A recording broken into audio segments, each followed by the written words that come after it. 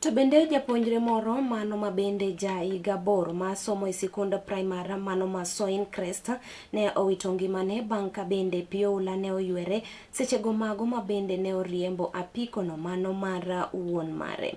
Wachore kata jogo mabende ne oneno masira maket koda mano ne owacho ni nyathino kaachiel kod wuon mare ne owuok pacho kar saa 12 okinyi kendo ne gidhi e sikul kaka ne gitemo ng'ado aorano mano ma Kipsitet e kaunti mano ma Kericho emane masira maket koda mano girado godo kama bende pioula kata teko mano mar apiko mane gintiere godo pioula ne okalo kata ne oywerogi ma bende nyathino to no wito ngimane kanyo e ka wuon gi to ne otonya e sach masira maket kod mano.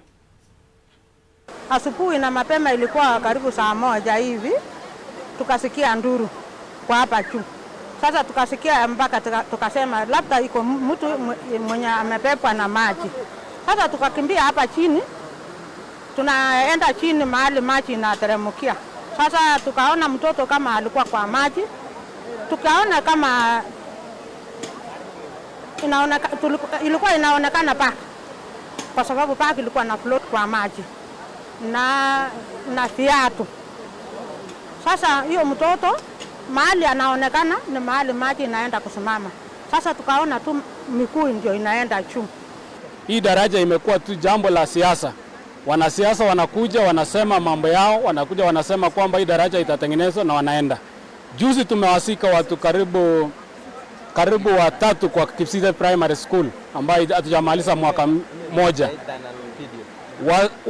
Viongozi walitueleza kwa hiyo mashishi ya kwamba watakuja kuunda hii daraja kwa emergency, pesa ya emergency. Mpaka wa leo tumemaliza karibu mwaka mmoja ijatengenezwa.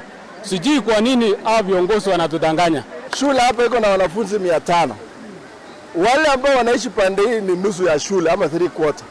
So you can imagine the challenge ya hii watoto wote.